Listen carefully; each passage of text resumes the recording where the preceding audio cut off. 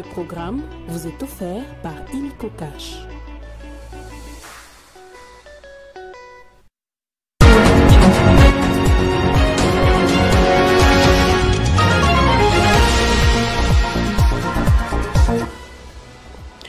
À la une de l'actualité, au moins 6 morts et des dégâts importants après les pluies diluviennes qui se sont abattues sur Kinshasa la nuit du jeudi à ce vendredi dans la commune de Ngalima. Qu'en est-il des mesures conservatoires prises pour stopper cette hémorragie? Dossier à suivre dans ce journal. Plus de peur que de mal après sa convocation à Kinshasa autour de la polémique sur les opérations de l'armée ougandaise dans sa région. Le gouverneur militaire de l'Ituri a regagné sa province ce vendredi, de quoi rassurer tout le peuple iturien. Les instituts Lumumba 1 et 2 de la commune de Limete et Magango à Mongafula viennent de bénéficier d'un lot de 900 bancs pupitres, dont du service national pour améliorer les conditions d'accueil de ces écoles publiques.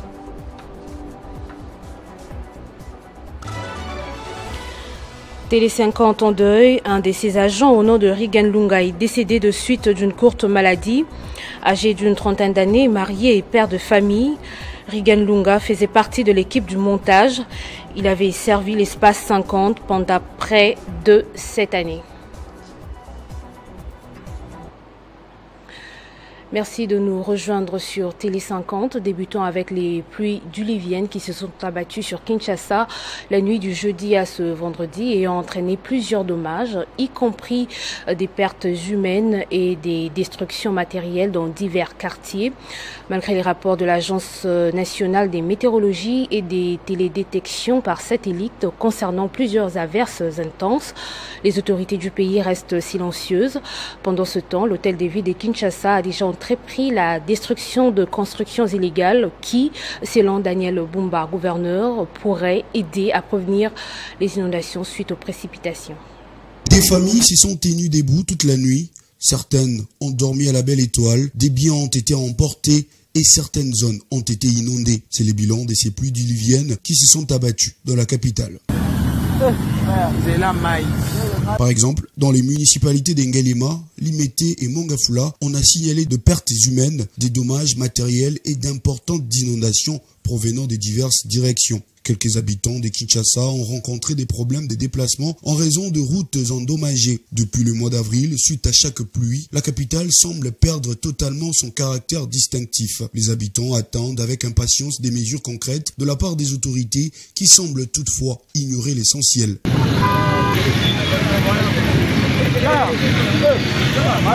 Selon les constats réalisés sur place, l'une des raisons de ces inondations urbaines serait la rénovation de plusieurs routes à travers la capitale suite à des dégâts ayant ainsi métamorphosé Kinshasa à un véritable chantier. D'après les mesures prises par les gouvernements provinciaux, l'élimination des infrastructures anarchiques est la seule solution à ces problèmes. Ils ont récemment commencé cette action en démolisant les habitations autour de la baie de la commune de Ngalima avec la promesse d'étendre cette initiative à l'ensemble de la ville. Une action qui rapporte pas de réconfort à la population. Cette réalité menace la survie des Congolais, soulignant l'urgence pour les dirigeants d'intervenir sans tarder.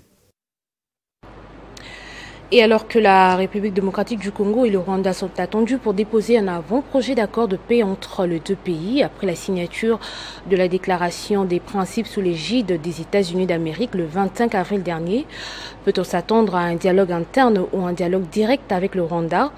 Quelles sont les chances d'aboutissement de ce deux processus de paix? Élément de réponse dans ce dossier de la rédaction. La crise en République démocratique du Congo, particulièrement dans l'Est, est marquée par des conflits armés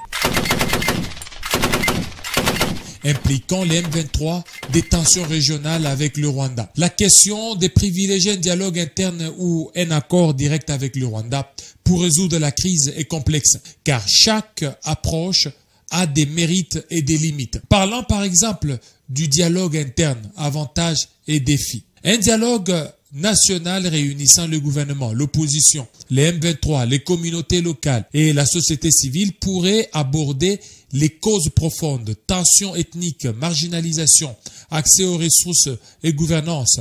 Le modèle de Sun City a montré qu'un tel cadre peut produire des consensus temporaires. Il permettrait de clarifier des questions internes comme la nationalité et de réduire les divisions politiques exacerbées par les projets des révisions constitutionnelles. En impliquant l'Église catholique, les ONG et les leaders communautaires, le dialogue pourrait gagner un soutien populaire essentiel pour une paix durable. Comme défi, la méfiance entre le président Félix Tshisekedi et l'opposition, ainsi que la répression des manifestations compliquent l'organisation d'un dialogue inclusif. Dialoguer avec le Rwanda a comme défi. Les relations entre le président Tshisekedi et Kagame sont marquées par une défiance extrême. Le Rwanda nie son soutien au M23 et la RDC est accusée de collaborer avec les FDLR. Malgré la déclaration des principes, les combats persistent au nord et sud Kivu. Et le Rwanda n'a pas retiré son soutien au M23.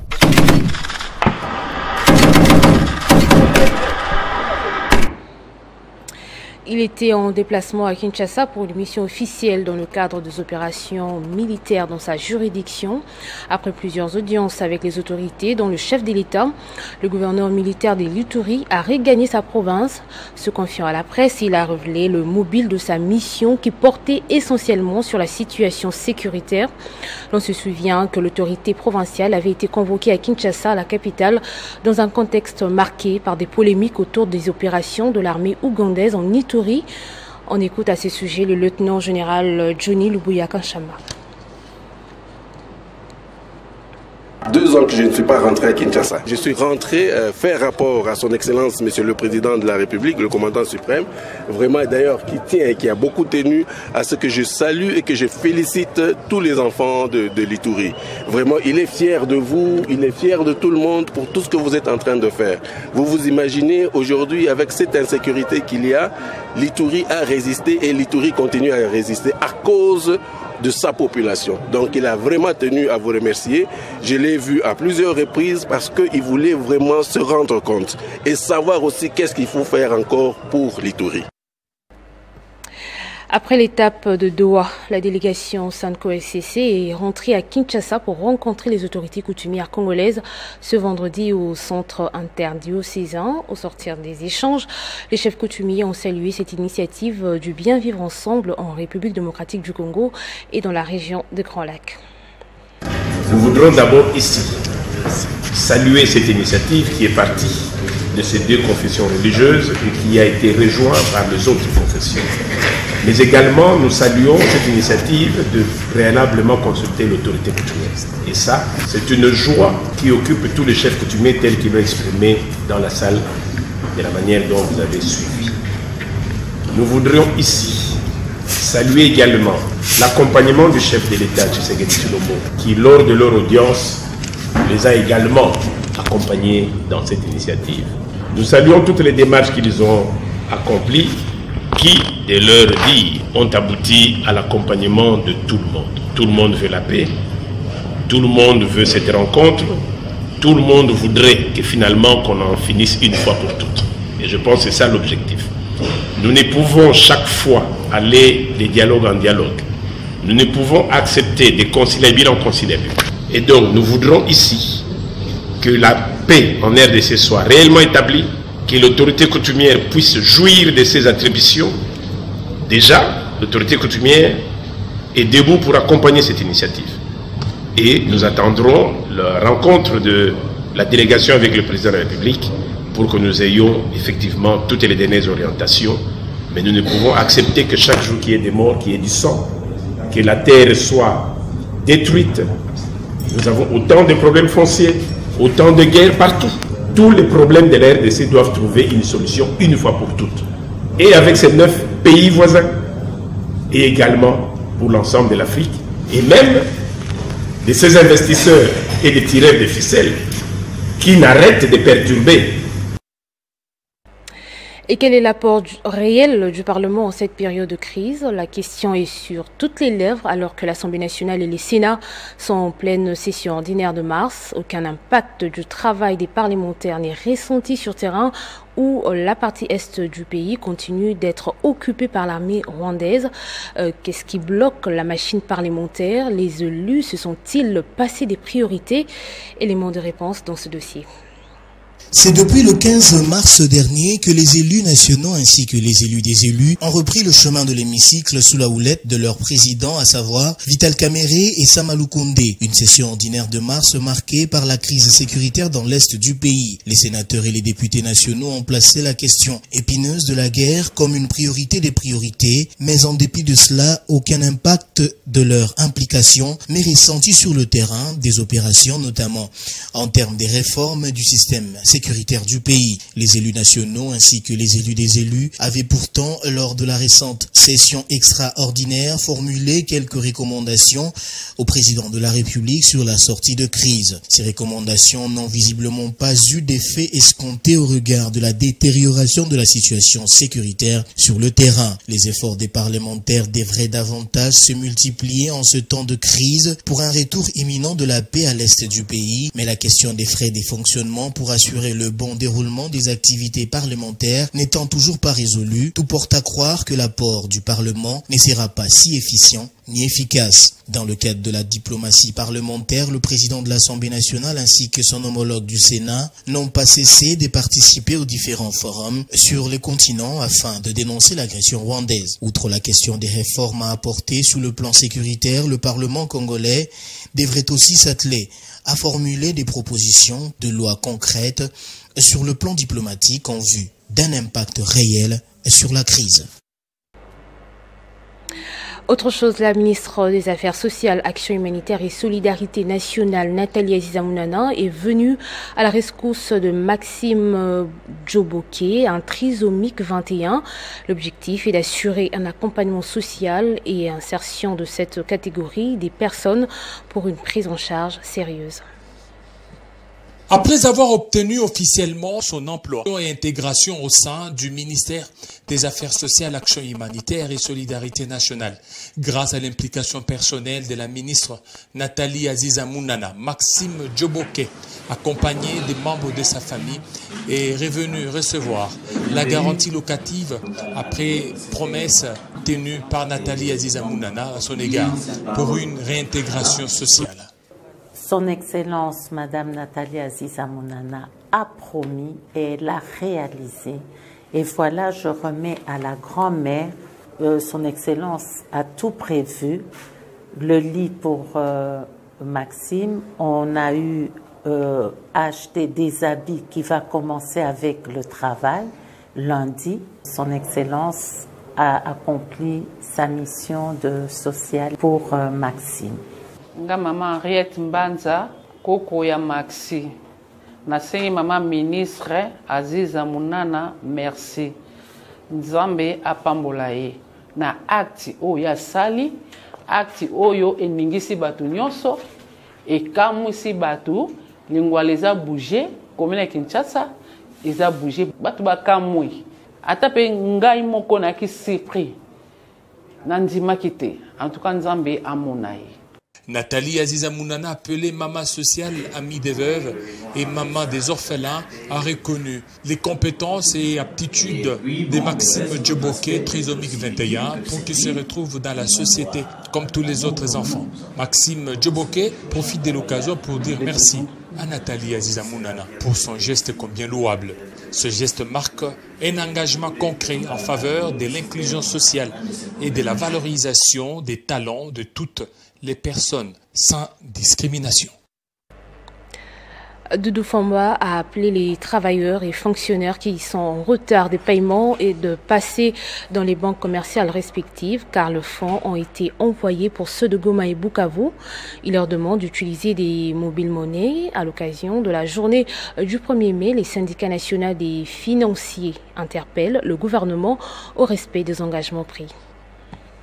À l'occasion de la fête du travail célébrée le 1er mai 2021, le ministre des Finances Doudou Famba a adressé un message réconfortant aux travailleurs de la République démocratique du Congo sur son compte X, mettant en avant les efforts du gouvernement pour garantir une paye régulière et transparente des agents et fonctionnaires de l'État. Pour Doudou Famba, il n'y a eu aucun retard de la paye. Les fonds ont été transférés aux banques commerciales dans les délais, saluant la volonté du gouvernement de rompre avec les scandales des détournements et des corruptions. il a tenu à rappeler que malgré la transmission tardive des états liquidatifs, les enveloppes ont été remises aux établissements bancaires le 30 avril 2025. L'Argentine nationale a également félicité les militaires et policiers qui, pour le deuxième mois consécutif, ont perçu leur salaire doublé, conformément aux engagements pris par le président Félix-Antoine Tshisekedi Tshilombo. Nos vaillants éléments des FARDC et de la PNC sont honorés. Leur sacrifice mérite reconnaissance, a-t-il insisté. À Kinshasa, comme dans les provinces, la mobilisation des services financiers a permis une ponctualité inédite dans les paiements. Doudou Fwamba a précisé que les agents des administrations centrales ont été payés avant la fin du mois d'avril. Ceux qui n'ont pas encore perçu leur salaire sont invités à se rendre dans leur banque, les fonds y étant déjà disponibles, a-t-il rassuré. Attentif à la situation dramatique dans l'est du pays, le membre du gouvernement souminois a adressé un message de solidarité aux fonctionnaires de Goma et Bukavu. Les rémunérations sont envoyées comme partout ailleurs. Nous vous recommandons d'utiliser les mobile money ou de vous rendre à Beni, Butembo ou Vira, a-t-il conseillé. Cette régularité instaurée depuis juin 2024, à l'exception du mois de janvier 2025, pour raisons techniques liées à la mécanisation du premier trimestre, reflète, selon le ministre des Finances Doudou Fwamba, la vision du chef de l'État d'assurer les bons fonctionnements des institutions par le respect des engagements envers les agents publics. Doudou Fwamba a également tenu à distinguer les vrais fonctionnaires de l'État de ceux qu'il qualifie d'agents virtuels des réseaux sociaux, soulignant l'importance de célébrer le travail dans sa dimension réelle et productive. Le conseiller du gouvernement en matière financière a réaffirmé l'engagement du pouvoir public à poursuivre la modernisation de la gestion salariale et a souhaité une bonne fête du travail à tous les travailleurs de la RDC, en particulier ceux qui participent activement à l'offre des services publics. Parlons à présent de l'amélioration des conditions d'accueil des écoles publiques de l'État. Le service national assure la logistique en fournissant des bons pupitres. Ce vendredi, les instituts Lumumba 1 et 2 de la commune de Limete et Magango à Mongafula ont bénéficié d'un lot de 900 bons pupitres. C'est pour répondre aux besoins de ces écoles vis-à-vis aux retombées de la gratuité de l'enseignement qui a causé un afflux d'élèves dans des écoles publiques de l'État. Suivez. Plus jamais les écoles publiques de l'État ne seront abandonnées à leur triste sort. C'est par ces mots forts que le commandant du service national, le lieutenant-général Jean-Pierre Kassongo-Kabouik, a ouvert la cérémonie des remises officielles de bons pupitres à 3 établissements scolaires, dont l'Institut technique Bangango ainsi que les instituts Lumumba 1 et 2. Au total, 900 bons pupitres ont été distribués, soit 300 pour chaque école, dans le cadre du programme gouvernemental « Pas d'école publique sans bons pupitres ». Ce programme vise à améliorer les conditions d'accueil et d'apprentissage dans les écoles publiques, dans le sillage de la gratuité de l'enseignement instauré par le chef de l'État, Félix-Antoine Tshisekedi. À l'Institut technique Bangango, la remise de ces dons a suscité un ouf de soulagement parmi les élèves et enseignants. Il s'agit ici d'un don gratuit, fruit du travail d'ancien Koulouna, aujourd'hui réinséré comme bâtisseur au sein du service national. Au nom de tous les élèves de l'Institut Lumumba ici présents, nous voudrons vous remercier de tout cœur pour votre intervention en nous dotant un bon pupitre afin que nous, élèves, nous puissions étudier dans les conditions le meilleures. À l'Institut Lumumba 1 et 2, le commandant du service national a promis d'autres actions à venir pour soutenir davantage les écoles publiques. Il a réaffirmé son engagement à appuyer la vision du chef de l'État qui souhaite rehausser le niveau de l'enseignement à travers l'amélioration des conditions scolaires. Notre souhait, qui est aussi le souhait du chef de l'État, son Excellence Félix-Antoine Tshisekedi Tshilombo, et de voir ce banc être utilisé avec responsabilité afin qu'il puisse servir le plus longtemps possible. Le service national poursuit ainsi l'exécution de son calendrier stratégique qui vise à contribuer au développement global et à l'indépendance durable de la RDC dans tous les secteurs. La signature d'un mémorandum d'entente entre l'Office national de l'identification de la population et la société tchèque mCorecode pour la création d'un centre national des données fait polémique au regard du manque d'expérience et d'assises financières dont fait montre cette entreprise. Pour beaucoup, la gestion de l'identité nationale est une question de souveraineté et nécessite des partenaires expérimentés.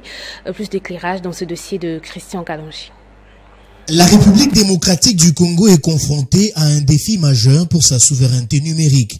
Le 24 avril 2025, l'Office national de l'identification et de la population, ONIP, a signé un mémorandum d'entente avec la société tchèque mCorecode, désormais baptisé MCC Identity, pour la création d'un centre national de données. Cependant, des éléments alarmants émergent concernant cette entreprise. Fondée en 2014 avec un capital social de moins de $10 000, mCorecode n'a pas démontré d'expérience préalable dans le secteur des centres des données jusqu'à fin 2024. Ce n'est qu'en novembre 2024 qu'elle a modifié son objet social et lancé un site internet pour se repositionner dans un domaine crucial. Ces états financiers relèvent un chiffre d'affaires annuel inférieur à $45 500, une somme largement insuffisante pour un projet d'une telle envergure. Plus inquiétant encore, alors que l'ONIP finalisait son accord avec mCorecode, elle était déjà engagée dans l'analyse des offres des Marguin Group, une entreprise reconnue pour sa solide expérience en matière de gestion d'identité. Ce processus soutenu par les autorités les plus élevées du pays aurait dû être priorisé avant l'introduction d'un nouvel acteur sans antécédent. Il convient de noter que la sélection de Marguin Group n'était pas fruit du hasard. Après plusieurs rencontres entre son directeur et le président Félix Antoine Tshisekedi, le choix de cette société avait été validé en raison de son expérience, de sa solidité financière et de son succès dans les projets similaires comme le Ghana CAR, considéré comme le meilleur système d'identification en Afrique. La manière dont mCorecode a été choisi soulève des questions légitimes. Peut-on confier la gestion des données identitaires stratégiques à une entreprise sans expérience ni assise financière? Pourquoi écarter un processus déjà validé par les plus hautes instances au profit d'une alternative non éprouvée? Cette démarche respecte-t-elle les engagements de transparence et de bonne gouvernance envers le peuple congolais? La gestion de l'identité nationale est une question de souveraineté. Elle nécessite des partenaires expérimentés et fiables, choisis dans la transparence pour le bénéfice du Congo et de ses citoyens. La République démocratique du Congo doit agir rapidement pour protéger ses intérêts numériques et assurer la sécurité des données de sa population. Le président de la République, Félix Antoine Tshisekedi, est appelé à faire arrêter ce scandale et à faire respecter ses instructions salutaires pour la République. Et dans la province du Olomami, Mireille Mukayawango, ministre provincial de l'énergie, s'est rendue personnellement sur terrain pour suivre de près les travaux liés à la résolution de coupures intempestives d'électricité dans la ville de Kamina ce vendredi. Sa présence régulière aux côtés des équipes techniques de la SNEL est signe d'une volonté politique forte de remettre de l'ordre dans le secteur énergétique. Ce matin, la ministre provinciale de l'énergie, Mireille Mukayawango, a effectué une visite de terrain, question de trouver solution pour certains quartiers de la ville de Kamina touchés par des coupures prolongées d'électricité. Sur place, elle a inspecté les travaux menés par des équipes de la Société nationale d'électricité mobilisées pour rétablir le courant dans les quartiers affectés. À l'occurrence, le quartier Régie des Eaux, l'un des plus touchés par les délestages ces dernières semaines. Sur terrain, les agents de la SNEL s'attellent à remplacer des câbles défectueux. Selon les responsables, ces opérations devraient permettre le rétablissement du courant à la Régie des Eaux et dans d'autres coins de la ville de Kamina. La présence régulière de son Excellence Madame la ministre de l'Énergie, Mireille Mukayawango, aux côtés des équipes techniques de la SNEL, est le signe d'une volonté politique forte de remettre de l'ordre dans le secteur énergétique et cela montre l'engagement du gouvernement à trouver des solutions durables aux coupures d'électricité qui pèsent sur les quotidiens des citoyens et sur les activités économiques de la ville. En repartant, la ministre de l'Énergie dans le Olomami a salué l'engagement des agents de la SNEL tout en réaffirmant la volonté du gouvernement de garantir un accès stable et équitable à l'électricité pour tous. Dans le reste de l'actualité, le prix d'une tonne de cuivre produit d'exportation de la République démocratique du Congo a enregistré une hausse de 1,05% sur le marché international. Selon le Mercurial du ministère du Commerce extérieur, une progression au bénéfice économique. Mais est-ce que la RDC profite-t-elle de cette hausse? Les détails dans ce commentaire. Ces variations ont-elles un impact direct sur l'économie congolaise? Une préoccupation pertinente, la République démocratique du Congo, deuxième producteur mondial de cuivre métal, voit le prix d'une tonne de son potentiel en hausse de 1,05% à l'international. Pays fortement dépendant des exportations des matières premières, notamment dans le secteur minier.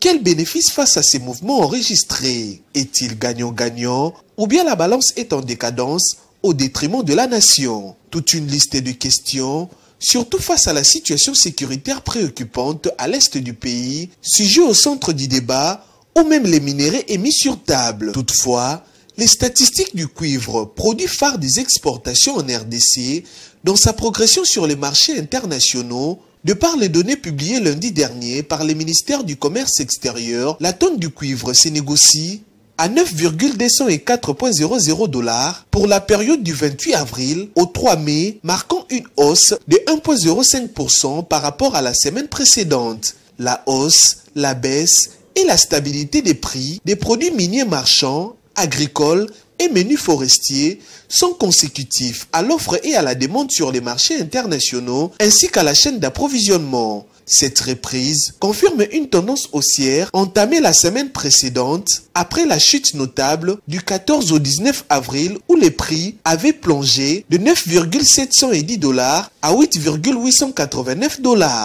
Ces fluctuations illustrent la volatilité des marchés mondiaux des matières premières largement influencées par la dynamique de l'offre et de la demande, mais aussi les tensions géopolitiques et les perturbations de la chaîne logistique mondiale.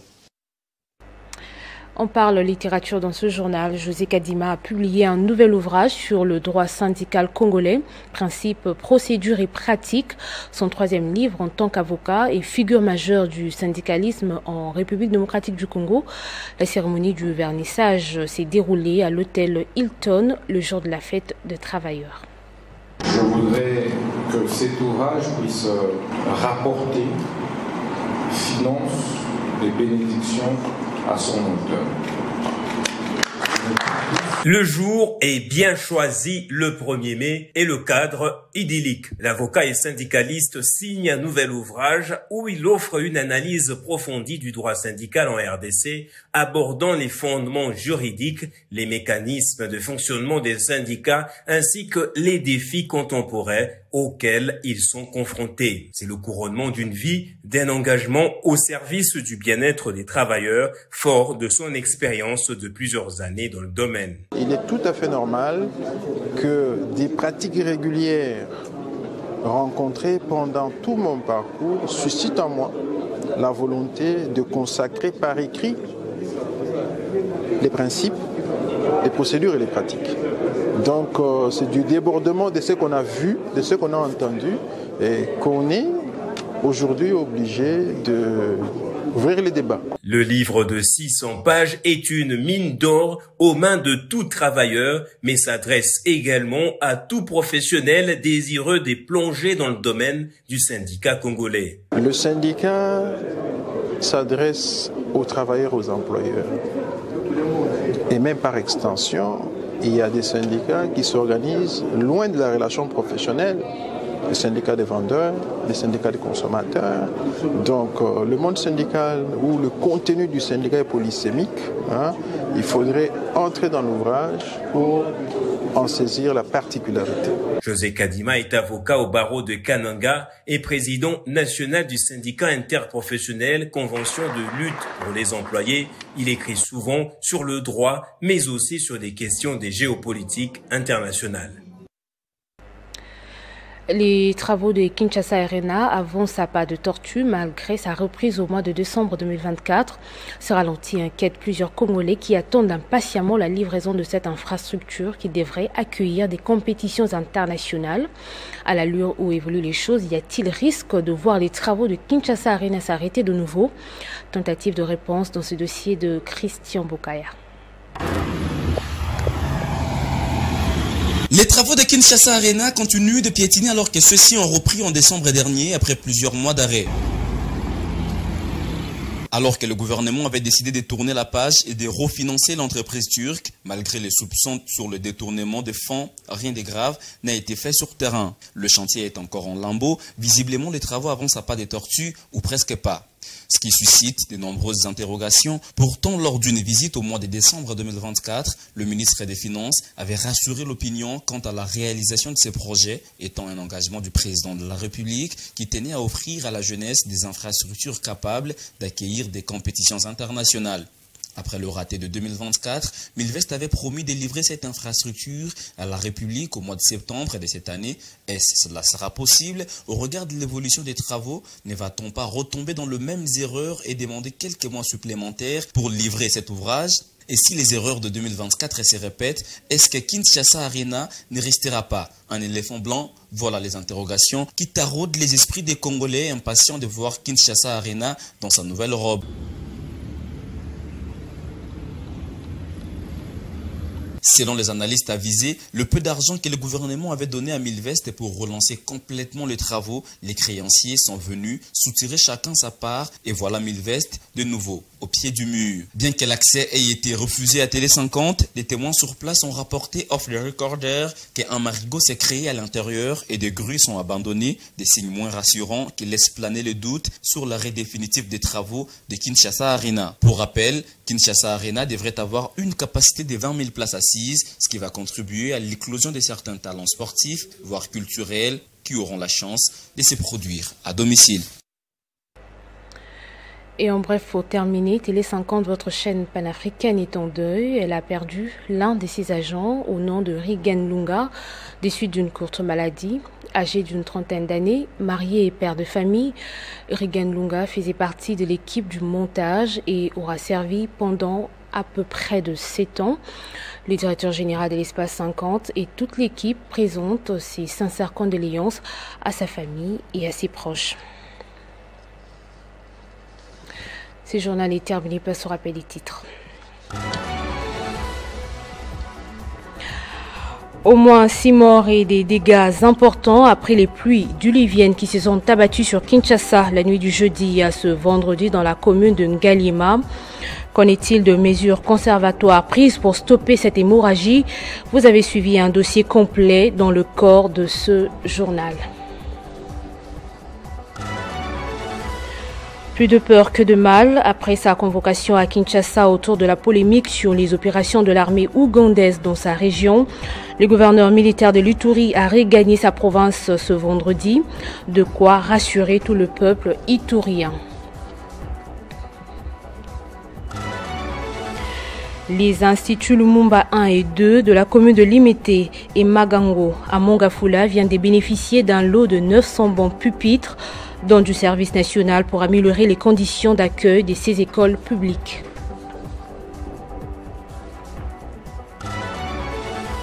Télé 50 en deuil, un de ses agents au nom de Rigen Lunga est décédé de suite d'une courte maladie. Âgé d'une trentaine d'années, marié et père des familles, Rigen Lunga faisait partie de l'équipe du montage. Il avait servi l'Espace 50 pendant près de 7 années. Fin de ce journal, merci à vous tous de l'avoir suivi. Très bon début de week-end.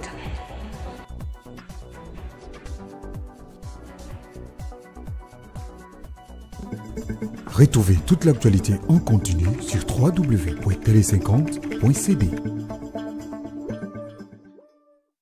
Ce programme vous a été offert par Illico Cash.